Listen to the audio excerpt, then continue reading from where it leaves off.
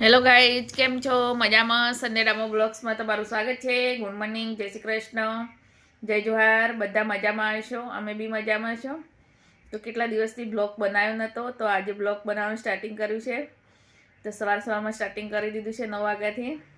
તો બધા મજામાં હશો, અમે બી મજામાં છો. યુટ્યુબ ચેનલમાં તમારું સ્વાગત છે, સંડે ડામો બ્લોગ્સમાં. તો બ્લોગ પૂરો જોજો અને લાઈક, કોમેન્ટ, શેર કરજો. તો આજે બનાવવાના છે ટુપરાવાળા લાડુ.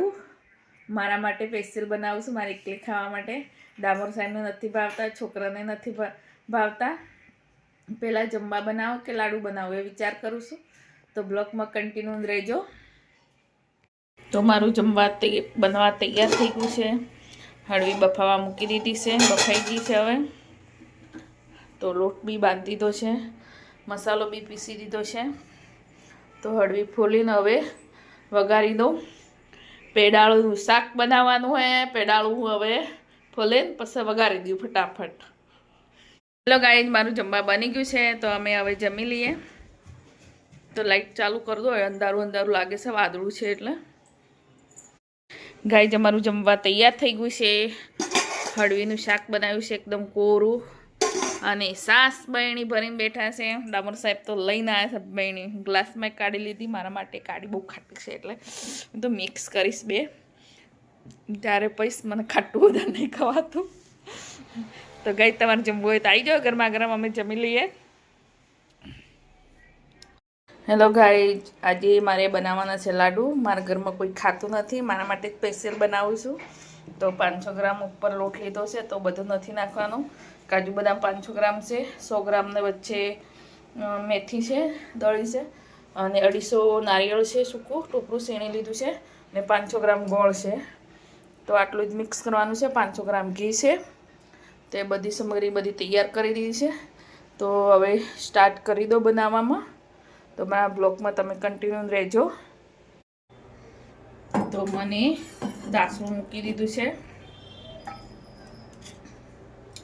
તો વધારે ઘી નથી નાખવાનું, એક સસની નાખવાનું. આ નીચે પડી ગયું થોડું.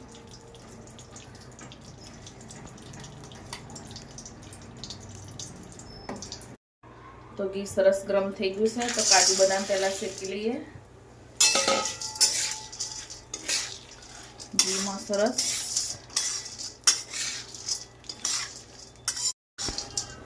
તો કાજુ બદામ સરસ ઘીમાં શેકાઈ ગયા છે. તો હવે ફરીથી વાટકામાં કાઢી લેવાના છે. તો હું કાઢી લઉં. તો કાજુ બદામ શેકીને કાઢી લીધા છે વાટકામાં. તો હવે છે ને ફરીથી ઘી નાખવાનું છે લોટ શેકવા માટે.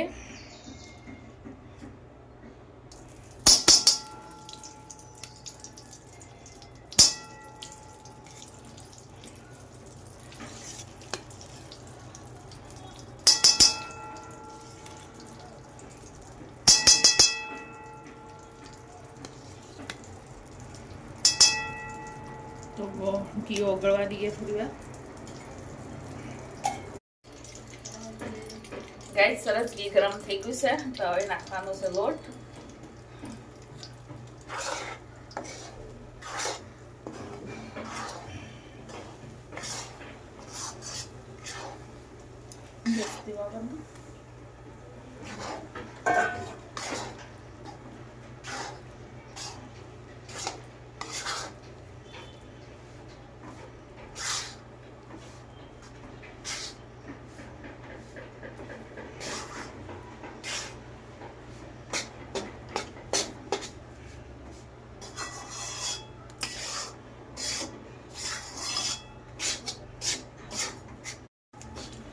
તો ઘી ના છૂટું પડે ત્યાં સુધી શેકાવા દેવાનો છે લોટ. શેકીને પાછો કાઢી લેવાનો, પછી ગોળ ઓગાળવાનો છે. બધી સામગ્રી ભેગી કરવાની.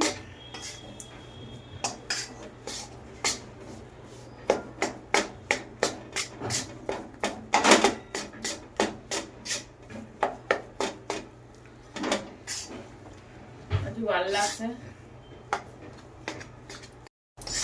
તો ગાઈસ, હવે લોટ સરસ શેકાઈ ગયો છે. તો ઘી છૂટું પડી ગયું છે, ઢીલો થઈ ગયો છે. તો હવે એક વાટકામાં કાઢી મૂકવાનો છે લોટ.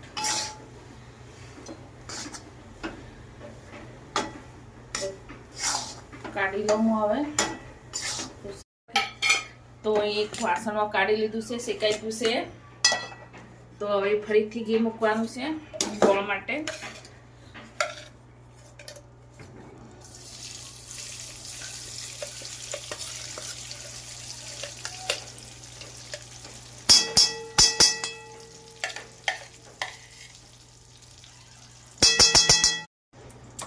તો ઘી ગરમ થઈ ગયું છે હવે. તો હવે ગોળ ઓગાળવાનો છે.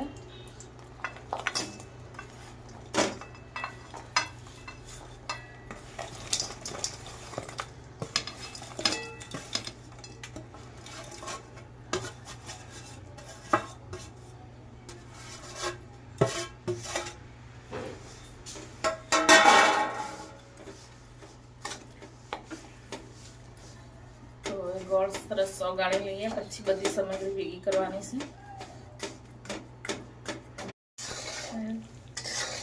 તો ગાઈસ મારે ગોળ સરસ પાયો આવા થઈ ગયો છે. હવે થોડીક વાર છે, પાયો આવી જાય એટલે મેથી નાખવાની છે.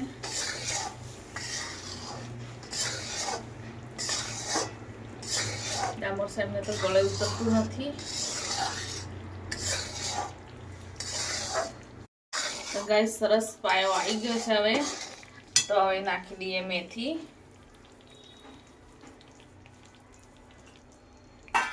કડવું કડવું.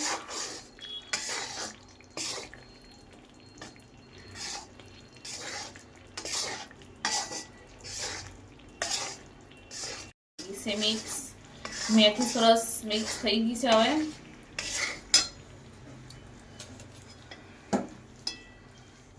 તો હવે લોટ શેકેલો નાખી દઈએ. ઉડશે હું થોડું દૂર રાખું.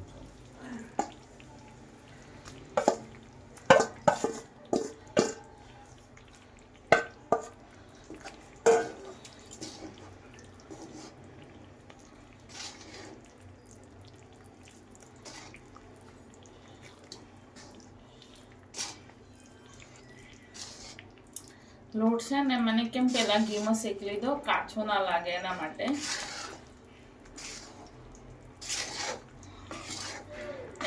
મને શેકી લીધો પેલા ઘીમાં. અત્યારે વધારે ના શેકવો પડે. સરસ મિક્સ બી થઈ ગયો.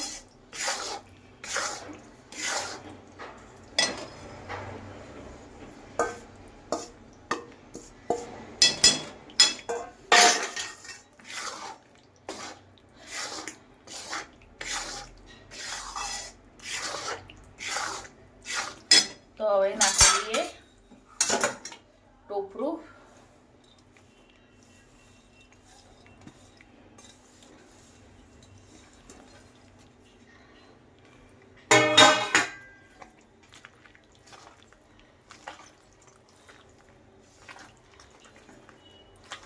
છેલ્લે બાકી કાજુ બદામ બી ઘીમાં શેકી લીધા છે, ઘીમાં સરસ.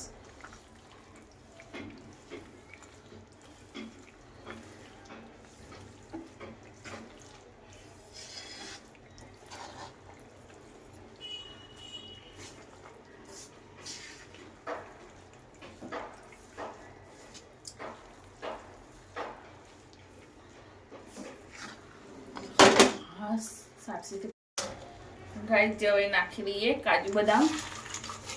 એ બી ઘીમાં સરસ શેકી લીધા છે. તો હવે સરસ મિક્સ કરી લઈએ. શિયાળો પાક તૈયાર થઈ ગયો. હવે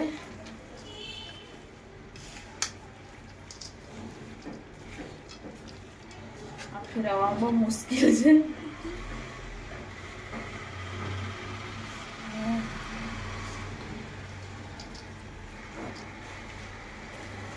સરસ મિક્સ કરી લઈએ.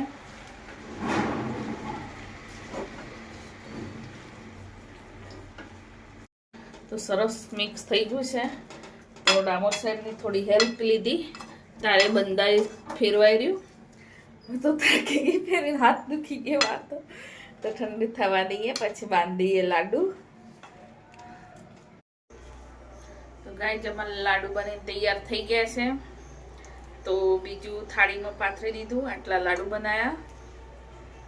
તો સુકડી જેમ કરી દીધું, થાળીમાં પાથરી દીધું, એમના સત્તા બી પાડી દીધા છે, ફરીથી દબાવી દીધું સત્તા પાડી.